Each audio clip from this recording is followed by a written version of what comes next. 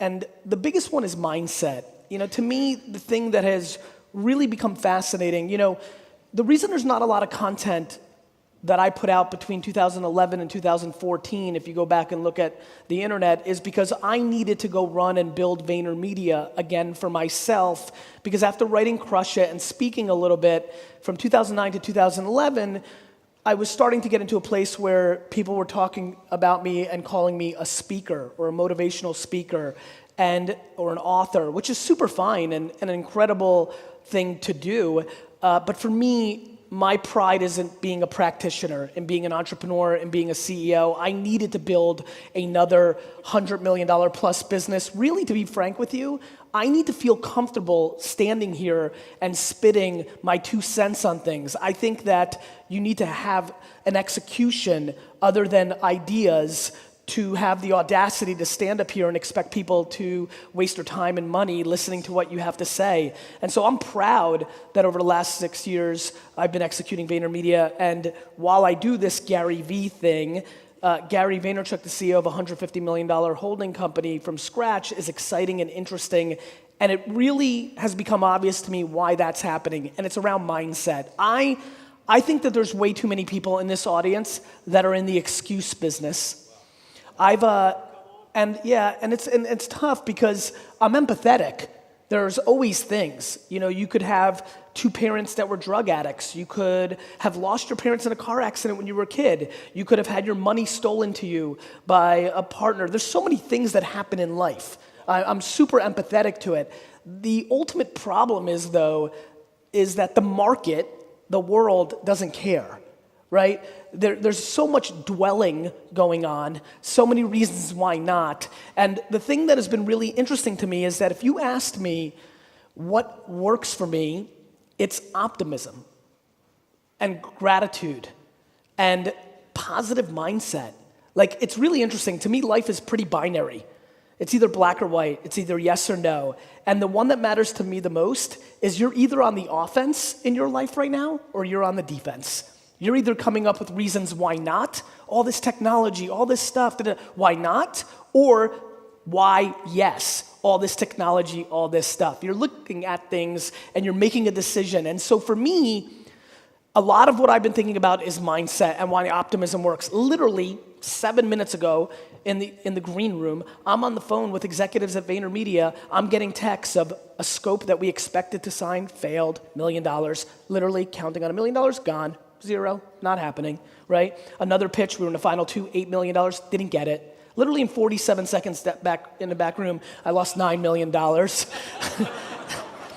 I'll be very frank with you, I'm fucking pumped about it. I genuinely like losing. I like learning from it. I was thinking about why, what happened, where we go, where was the misstep, why. It's really incredible. And look, when you can afford to lose it, and I'm sure people are thinking this, it's easier. I get it. It's not like I lost 9 million, Vayner lost 9 million in revenue. But to me, it's not about anything other than mindset. And so if I got anything out of this, I'll go into the tactics. I'll talk to you about social in a minute. I'm about to tell you why Facebook and Instagram, I did a lot of homework on Saturday about the Australian market on my theses around influencers, Instagram, Facebook, and Snapchat. Let me save you a lot of time. Everything that you've been hearing me talk about. How many people here consume my content? Raise your hands. Thank you, that was awesome. I'm just gonna do that again. How many people here consume my content? Yeah. Okay. So here's what's interesting. Literally everything that I'm spitting comes obviously from an American-centric point of view. That's where I operate. Obviously, we have a UK office. We're looking at Singapore. We're doing other things. But I'm aware that outside of Russia and mainland China, most of this stuff actually works. Maybe there's a couple of different nuances. What fascinates the shit out of me is the consumption patterns of the Australian and New Zealand market and the underpriced nature extremities of what I believe in. Literally, everything that I've been talking about for the last year, you can add a additional 20 to 40% tax of upside. It is literally 20 to 40% even better in this market. And I get so pissed when people are in any place besides the US market or China where they're like, well, it's a smaller market, it's this, that, and the other. That's where all the upside is. You can only compete against what you can compete against, right? And so I believe that we are living through the greatest era to be an entrepreneur ever. I think the internet is grossly underestimated, and I think there's a ton of opportunity. But if you asked me what I would want to leave with from this talk today, it's to shift one or two persons' mindsets. To me, it's an incredible feeling to stand up here and expect nothing from nobody and take full responsibility for everything. The teleco company that gave it to us and we lost it, and we in the back room, the $8 million, I spent 0 days and 0 seconds on it. I was not part of the pitch. I was not part of the process. I empowered all my people. I saw the news in the back room, and I took full 100% blame and responsibility. I am fascinated by your upbringing, both your parents and the neighborhood and the siblings and the friends. I am fascinated by your upbringing, the era you grew up in, the macro and micro climates that you grew up in, not the fucking weather, I mean the economics and the politics and that climate. I'm fascinated what made me, my mom, my dad, being an immigrant from Russia, being in America, being in Jersey, like the friends I ran into, baseball cards becoming popular, allowing me to sell something. I'm fascinated the environment that created me in this completely emotional place of enormous strength, which is the engine and the oxygen that allows me to be successful in business and life. And then what is it that other people don't have or didn't have? And I see it. I see how my grandmother parented my dad. I see my sisters and brothers' DNA different than mine, just timing and things of that nature. And so I'm going heady for my opening spot because I need you to understand, too many of you are going to take fucking notes right now and think it's about a Facebook ad. Too many of you are about to take a note and be like, okay, Google how to use Instagram influencers. We'll get to that. I'm about to talk about that. But if your foundation isn't right, you have no shot of long-term success.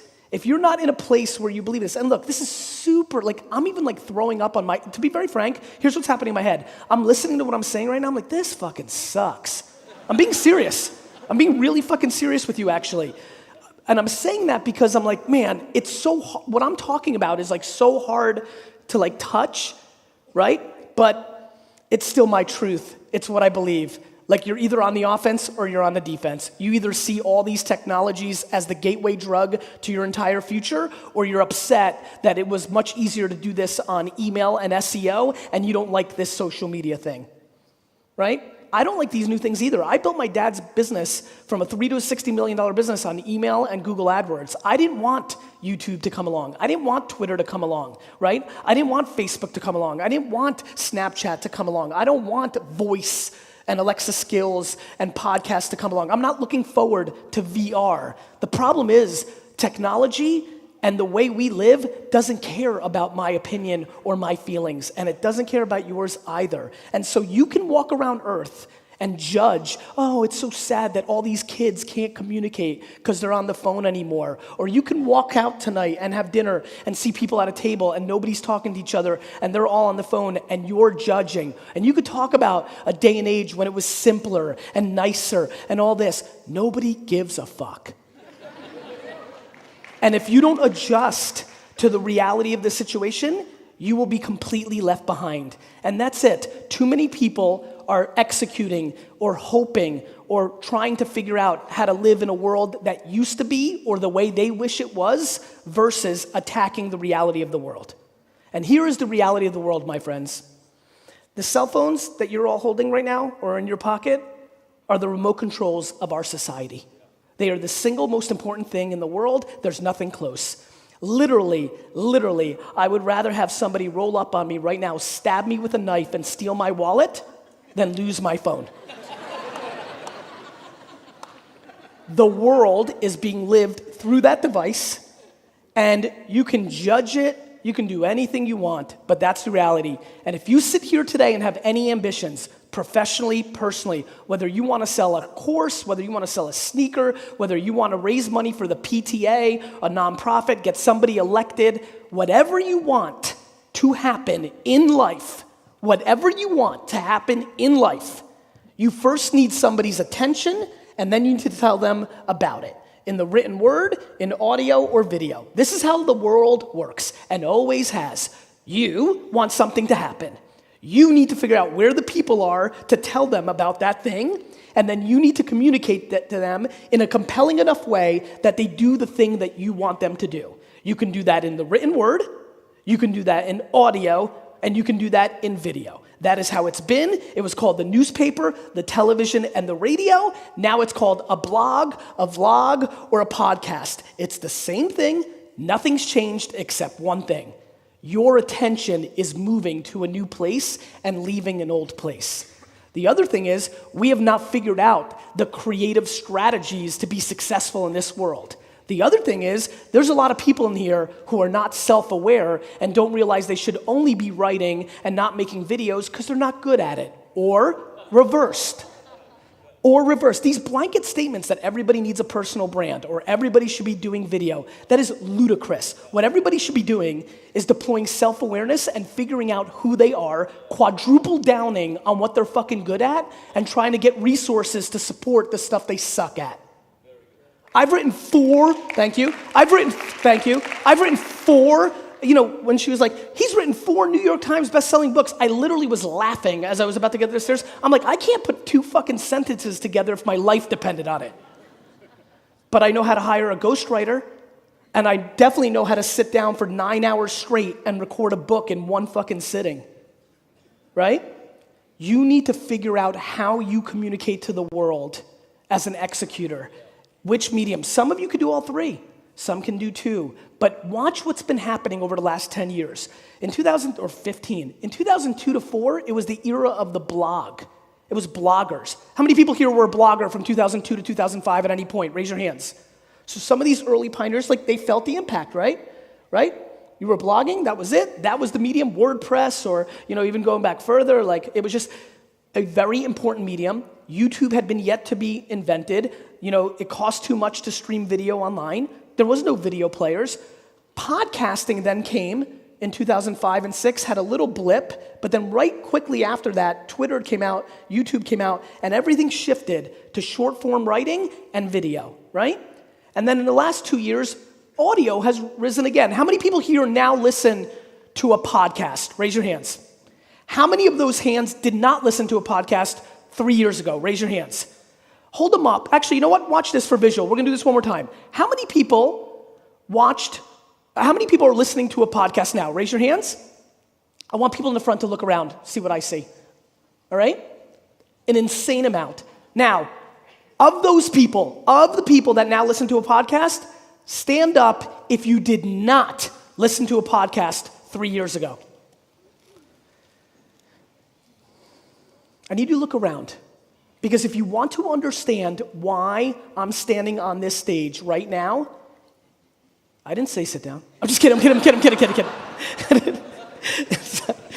If you want to understand why I'm so blessed to sit on this stage, is I have a unique, uncanny, I take no credit, my parents get all the credit, ability to slightly understand what you're about to do before you think you're gonna do it. And so what I do is when I know something's coming, I have humility, and this is a word that I would love for people to look up, understand, and start really becoming religious about. For all my ego and peacocking, for the ones in here who've been paying attention, it is my humility that has allowed me to be successful, not in the way that I interact with you and being kind, because that's kindness, in the humility that when I believe something new is emerging, I take the perceived risk of going there first, spending countless hours with no clear ROI in the short. You know how many people in here have left ungodly amounts of money because when social came along, they said, well, what's the ROI of Facebook and Twitter?